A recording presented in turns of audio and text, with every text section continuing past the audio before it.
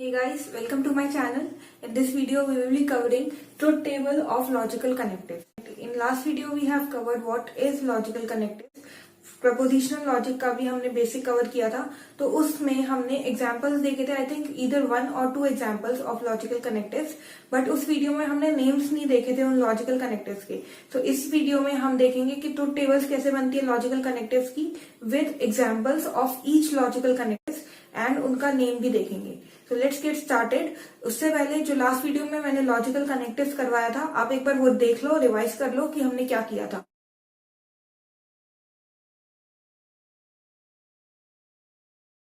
Okay, so this was the logical connectives that we have covered in the last video. This video is in continuation with the previous video and इसमें हम पढ़ेंगे truth table कैसे बनाते हैं. So let's get started. पहले हम discuss करेंगे logical connectives और उनके नेम्स के बारे में, कि हमने लॉजिकल कनेक्टिव्स तो पढ़ लिए थे, एंड पढ़ लिया, और पढ़ लिया, नॉट पढ़ लिया, एटसेट्रा, बट उनके नेम्स क्या होते हैं, तो वो डिस्कस करते हैं. Okay, so these are the names of logical connectives. Logical connectives हमने ये सारे डिस्कस किए थे, जैसे मैंने आपको अभी प्रीवियस वीडियो का स्नैपशॉट दिखाया था. सो इन दिस केस एंड को हम क्या बोलते हैं, कंजंक्शन. जैसे आपको याद होगा, मैंने आपको बताया था लास्ट वीडियो में कि हम लॉजिक को किससे रिप्रेजेंट करते हैं, with the help of capital letters. तो कंजंक्शन के लिए एंड का सिंबल क्या था, एंड का सिंबल था दिस, ए एंड बी. तो हमने दो स्टेटमेंट्स के बीच में एंड कनेक्टिव का यूज किया हुआ है. सो दिस इज कंजंक्शन. और के लिए हम बोलते हैं डिसजंक्शन. आई होप आपको सिंबल्स याद है. इम्प्लाइज के लिए इफ देन बोलते हैं, जैसे for example P implies Q. This was the symbol of implies. Material conditional भी बोलते हैं, इसमें इफ देन करके यूज होगा, जैसे इफ पी देन क्यू. ये हम आगे ट्रुथ टेबल डिस्कस करेंगे तो आपको और क्लियर हो जाएगा.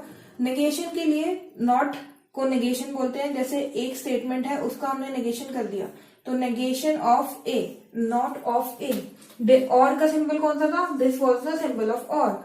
इफ एंड ओनली इफ बोलते हैं हम इसको. This is material biconditional statement. Material biconditional में डबल इंप्लाइज आता है. Next is exclusive or. Exclusive disjunction बोलते हैं.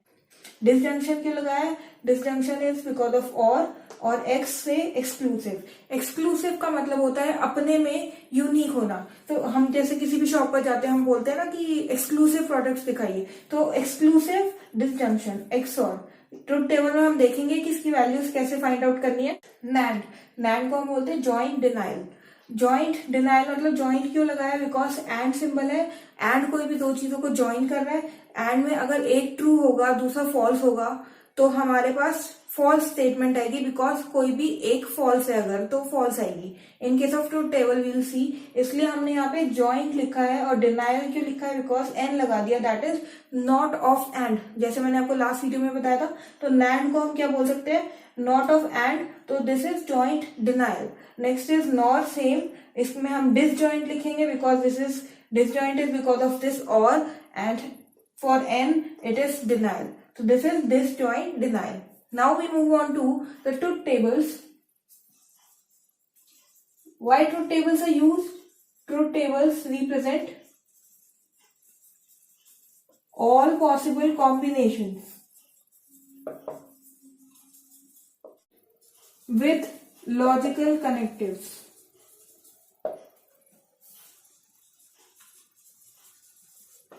तो हम ट्रुथ टेबल बनाते कैसे हैं. फॉर एग्जाम्पल मैं आप अभी ए और बी स्टेटमेंट से रिप्रेजेंट कर रही हूँ. So this is A, this is B. Suppose we have to make truth table of first negation. First of all negation के लिए only one statement is required, that is या तो हम ए को नेगेट करेंगे या फिर बी को. जैसे कि नेगेशन का सिंबल नॉट का ये होता है, तो हम नेगेशन के लिए लिखेंगे नॉट ऑफ ए या फिर नॉट ऑफ बी. तो इसमें आपको दो स्टेटमेंट की जरूरत नहीं है. तो नेगेशन के लिए आप क्या बनाओगे, आप एक कोई भी स्टेटमेंट ले लोगे. जैसे ए ले लिया आपने, तो नॉट ऑफ ए लिखेंगे. तो ए के लिए हम वैल्यूज क्या लिखेंगे, ट्रू और फॉल्स. अगर ट्रू है तो उसकी नेगेशन क्या हो जाएगी, फॉल्स. दैट मीन्स उसका ऑपोजिट क्या हो जाएगा, फॉल्स. और अगर फॉल्स है तो वो ट्रू हो जाएगा. तो दिस इज फॉर नेगेशन. इसका एग्जाम्पल भी देख लेते हैं. फॉर एग्जाम्पल अगर ए statement is suppose it is raining outside. Suppose this is the statement. which A represent. तो not of A will be it is not raining outside. या फिर आप ऐसे भी लिख सकते हो it is not the case that it is raining outside, but this is the simplest one. So it is not raining outside. ऐसे बहुत सारे एग्जाम्पल्स हो सकते हैं. So this was for negation. मैं ऐसा करती हूँ कि आपको एक बार और का और एंड का समझा देती हूँ. Then will do all the truth tables, all the possible combination in only one table, ताकि आपको क्लियर हो जाए. Alright, so before moving on, there is one important concept that you need to understand, which is that जब भी हम truth table बनाते हैं, for example हमने एक स्टेटमेंट ली हुई है, तो हम कैसे लिखेंगे? 2 raised to power 0. 2 raised to power 0 is 1. तो हम क्या वैल्यू लेंगे? एक ट्रू लेंगे, एक फॉल्स लेंगे. तो इसलिए हमने ए में ट्रू और फॉल्स लिखा था जब हमने इसका नेगेशन किया था. अगर यहाँ पे दो स्टेटमेंट्स होती ए एंड बी, तो हम क्या लिखते? 2 raised to power 1. 2 raised to power 1 is 2. That means T भी 2 बार आएगा और फॉल्स भी 2 बार आएगा. बट कैसे आएगा? यहाँ पे हम ऐसे लिखेंगे true true false false, and यहाँ पे alternatively true false. But in case of 3, अगर ये 3 स्टेटमेंट्स होती ए बी एंड सी, तो इसकी ट्रूथ टेबल में कितने टी एंड एफ आते? 2 raised to power 2 कर दोगे आप, तो कितना आएगा? 4. दैट मीन्स 4 टीज आएंगे. 1 2 3 4 एंड 4 ही एफ आएंगे.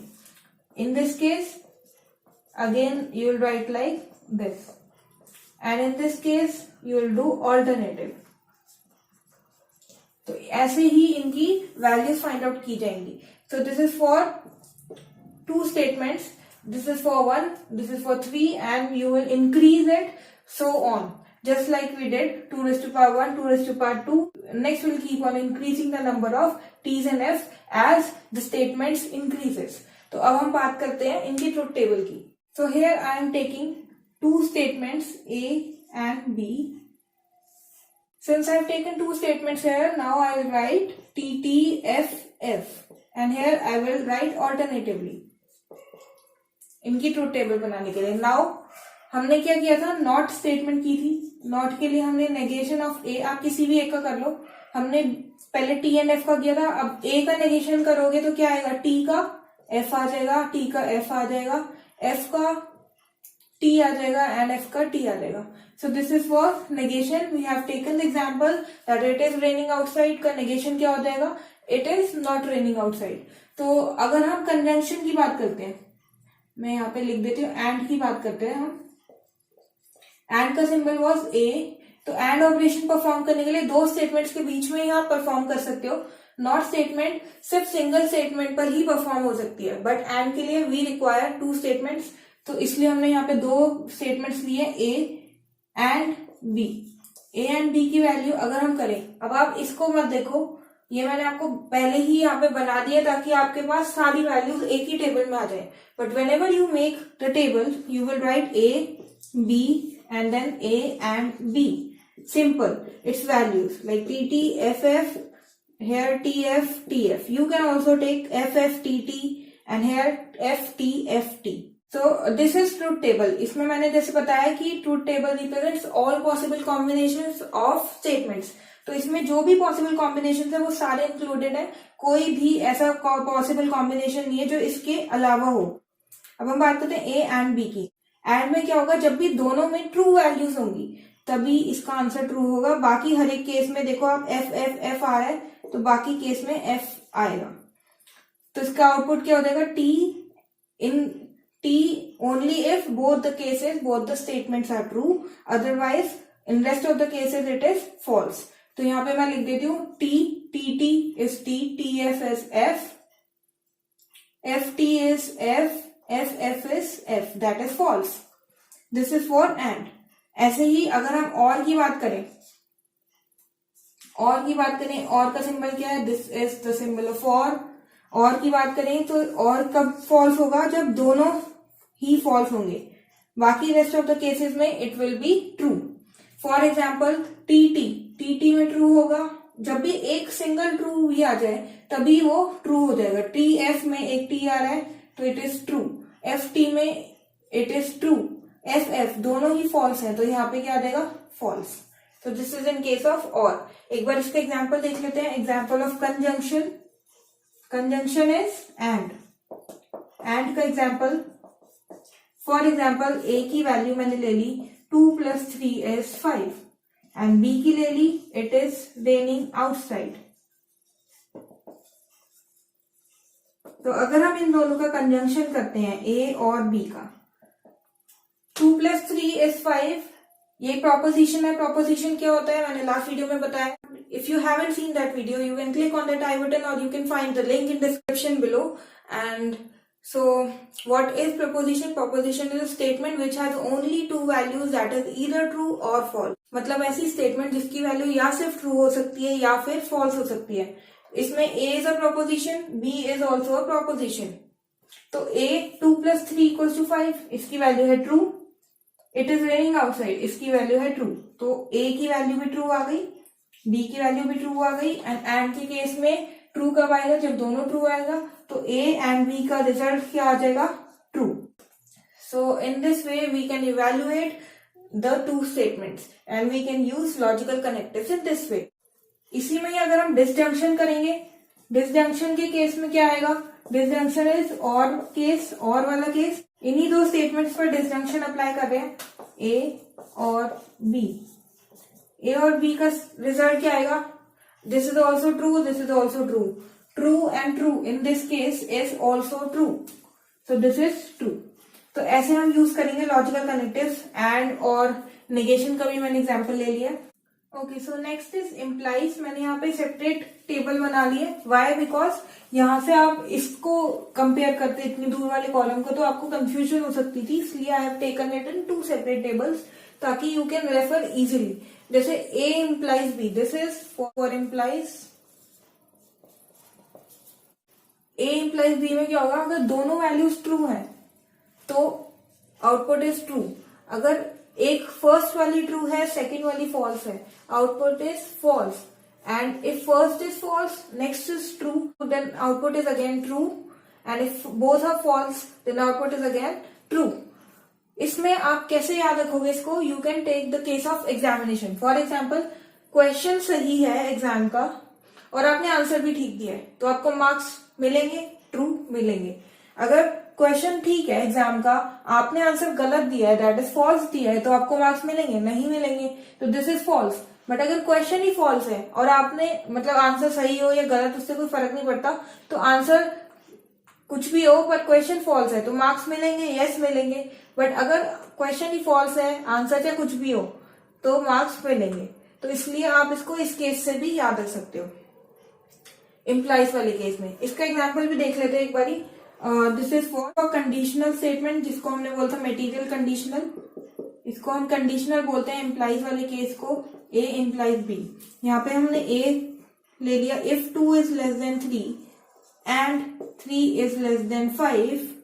इफ देन वाला केस है ना ये, तो मैं यहाँ लिख रही हूँ if 2 is less than 3 and 3 is less than 5, then 2 is less than 5 ultimately. अगर 2 3 से छोटा है और 3 5 से छोटा है तो 2 किससे छोटा हो गया? 5 से. This is the case. First example. Second can be if I get a job then I will go to UK. देखो इफ देन, इसमें भी same if then. So these are two separate statements. Statement A, statement B. Statement A, statement B. If A, then B. If A, then B.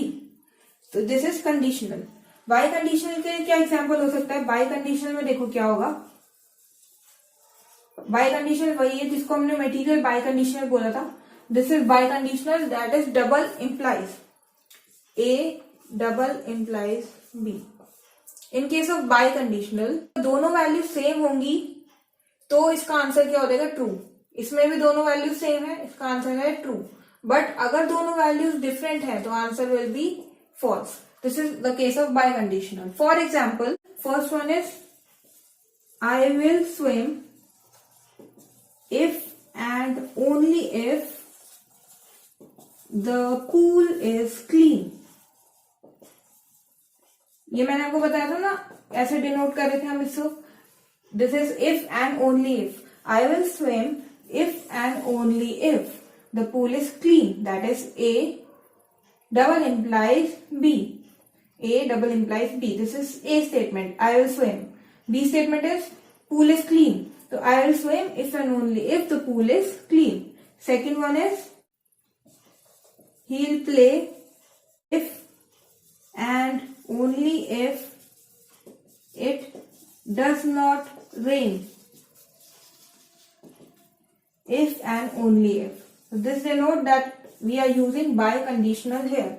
So in this case, अगर different है तो false, अगर same है तो true. Next we move on to XOR.